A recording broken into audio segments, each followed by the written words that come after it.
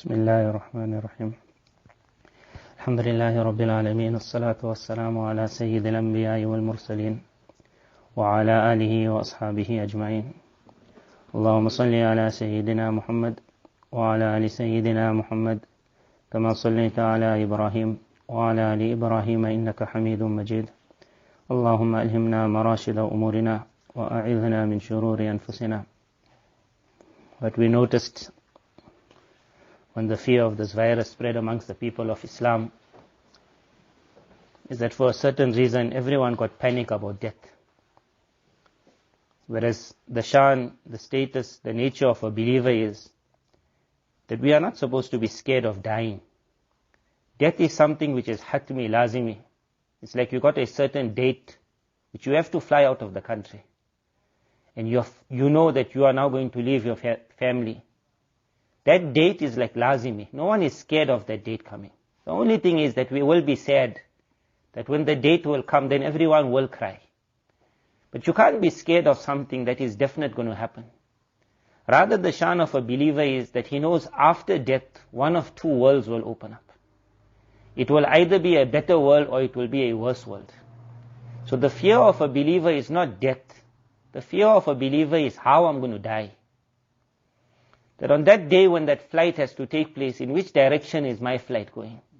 Is it going upwards towards the happiness of Allah? Is it going towards the anger of Almighty Allah? So last night I was reading one book my brother translated of Mufti Muhammad Shafi Sahib Rahimullah, and in these few minutes I'll just explain the crux of this book. Mufti Sahib's, the name of the book that he gave it is The Journey to the Year After.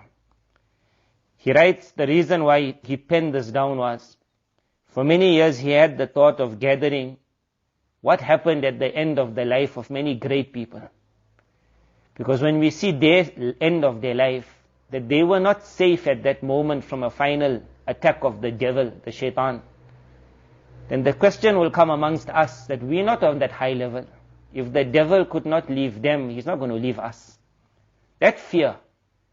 He says until the time came that a very close member of his family who was like his uncle, his father's brothers, his father's cousin, so would be like an uncle to him, but was also his student. His name was Maulana Muhammad Naeem. So this alim passed away at a very young age. He says after graduation, his only fikr was Quran. So to make his Quran even better, he went to Muradabad to study Tajweed. While studying there, he started teaching there. And now he comes to Deoband for the holiday. As soon as he comes, he gets a slight fever. And then they pick up a certain sickness like what we call today the virus. Within a few days, doctors come and say to him that he shouldn't leave the house. And he also can't really walk. So he starts performing his salah at his house. So Mufti Sahib says, I started visiting him regularly because now being in Deoband. And then the time came, he became ma'zur.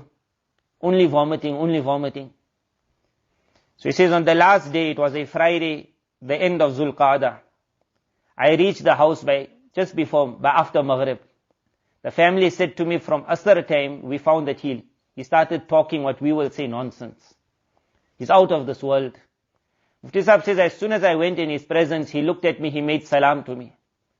He said, salams to you and you must give my salams to Mia Sahib. Mia Sahib was one of the great muhaddis of Darul Uloom Deoband. He said, I realized that he's not out of his sense, he's in his sense. But because he was seeing certain things which the other people of the house were not seeing, when he was speaking to that, they really thought he's mad. Why he said, must give my salams, the family said to Mufti Sahib that after Asr, one thing we would hearing saying a lot, he would get angry and shout and scream and says, get away from here. And then he would say, you want to make me despondent of the mercy of Allah. And you have brought a big book in front of me. Just because I haven't performed my yesterday's salah and today's salah in the masjid.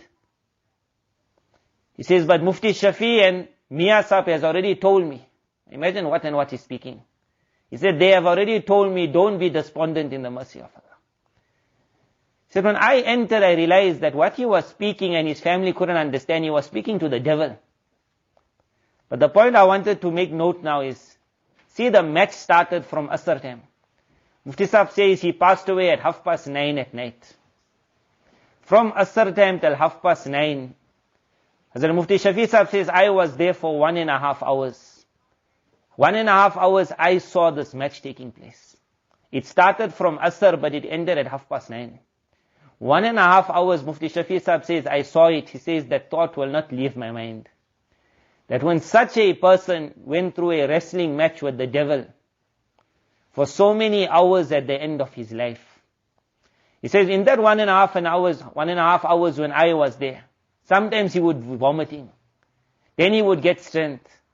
Then he would say, get away from me. He would say, leave me alone.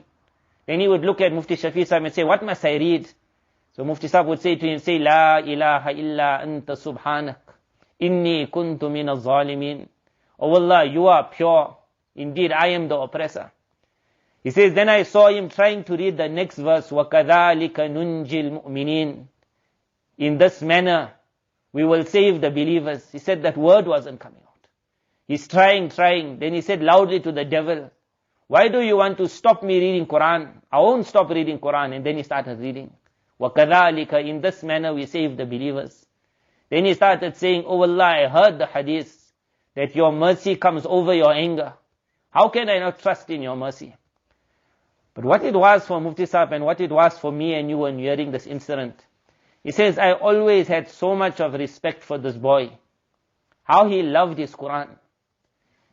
The last few minutes of his life was this year when he started reading La ilaha illallah. Somebody else made talqeen for him. He was like out of his mind. Somebody else read La ilaha illallah. In that state, he spoke. And he told to the person, you only reading La ilaha illallah. What happened to Muhammadur Rasulullah? So his mind was there also, his mind was here also. Then he read La hawla wa la quwwata illa billah. Then he read La ilaha illa anta subhanaka, inni kuntu min al-zalimin. Then he said to Mufti Shafi Sahib, there's an entire Jamaat here in front of me. Mufti Sahib said at that time it was only me and him. He was looking at the angels at that time. He says, I saw that last few minutes of his life. He says, but that scene of 1.5 hours, but the match wasn't only 1.5 hours. It was from Asr until 9:30. At the end of that he wrote that what a death he was blessed with. May 1,000 lives be sacrificed for such a death. And then he wrote, may Allah Tabarak Ta'ala allow our death to come like this. That we can stand up to the devil at that moment. He says, for that made me compile this book. In the book what he wrote, few points. The first is, Nabi sallallahu alayhi wa sallam mentioned that when you see someone in the throes of his death, start reading, making talqeen. Normally you read La ilaha illallah. It's also mentioned in the hadith to say As-Sabat, As-Sabat. That be steadfast, my friend. La quwwata illa billah. There is no power except the power of Allah. Nabi sallallahu alayhi wa sallam says, because remember that is such a moment. Al-Halim min al-Rijal wal-Nisa yatahayyar. That is such a moment that man who was most tolerant from the men and the women of Iman, they also lose their senses at that time. He says the closest that the devil comes to pulling a man is at the time of his death. Umar radiallahu anhu would say, that is the time when there are people in front of him which you cannot see. وَيُقَالُ لَهُمْ. And now things will start being said to the person. Ulama have gone into the detail. They said the devil comes to him in the form of his father, in the form of his mother, and starts saying to him, I looked after you your whole life. After dying, I realized I was on the wrong faith. I do not want you also to go on the wrong path. Become a Christian. That final moment. Allama Qurtubi wrote that at that time Jibreel alayhi salam also comes in front. When the believer looks at him, he normally will smile, or he will be shocked. Jibreel alayhi salam will say to him, you don't recognize me. On that Nabi sallallahu alayhi wasallam mentioned, so Mufti Shab says, now certain things we can always do to have a hope that our death will come easily. The first is this narration he brings. He says, Maymuna bint Sa'd radiyallahu anha asked Nabi sallallahu alayhi wasallam, will there be a problem if a person sleeps in a state of impurity, janaba? In the past, they never have their water so close to their bedrooms. There was a need to go outside. It was extremely cold. It was not impermissible.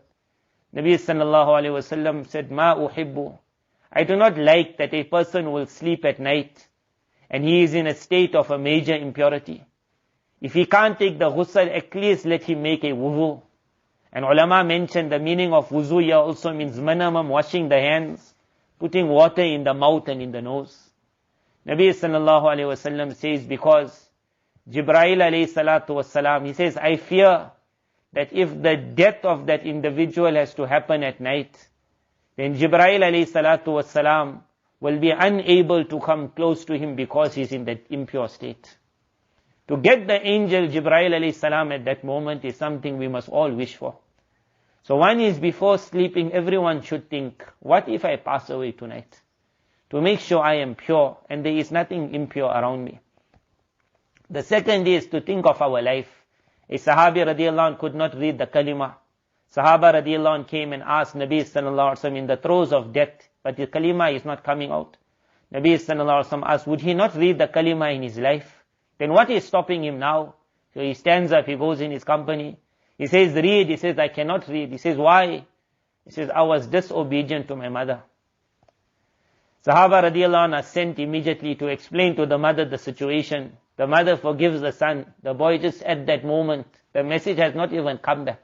At that moment he reads the kalima and he passes away. Obedience to parents. Mujahid rahimullah mentioned that at the time of a person's demise, Almighty Allah will bring in front of him those people who he loved and he kept company with. He says, if that man's company was the people of dhikr means any person who when you see him, he makes you think of Almighty Allah. When you hear him, you think of Almighty Allah. You understand him to be someone pious. He says that individual will be brought in front and he will invite him towards good. And if the people, our nature, our habit, our connection with these evil people, whether it's directly or indirectly. Indirectly means we always with sports. We're always in sports. We're always worried about sports people. Then it should not happen that those people, they are brought in front of us before our death. Because they will not invite us to good, they are going to take us to evil. So 3 things we mentioned, which Mufti Sahib mentioned. And the 4th is that we don't have the fear of death. Rather we have the fear of how we're going to die. Just think of this one waqiyah. There were many other waqiyahs like this. Imam Ahmad ibn Hanbal, before passing away, he said, not yet, not yet. They asked him, what are you speaking about? He said, the devil is in front. He is now saying that you won the game. He said, not yet, not yet. The devil never left those people. He's not going to leave me and you. So one is that to keep Jibreel alayhi salatu wasalam at our side, to ensure before passing away or before having the chance of passing away, we are never in a state of impurity. Because in that state, then the main angel of Almighty Allah will not be allowed to come. Number 2, disobedience to parents must never be a thing in our life. It will not harm them, it's going to really harm us. Number 3, who our company is. Number 4, we are not scared of death. Rather we are worried about when that time comes, how it will come. Allah Tabarak Ta'ala grant us all an easy death. Almighty Allah grant us all a Mubarak death. Almighty Allah save us all from the attacks of devil while we are alive, just before death. Wa akhiru da'wana alhamdulillahi rabbil alamin.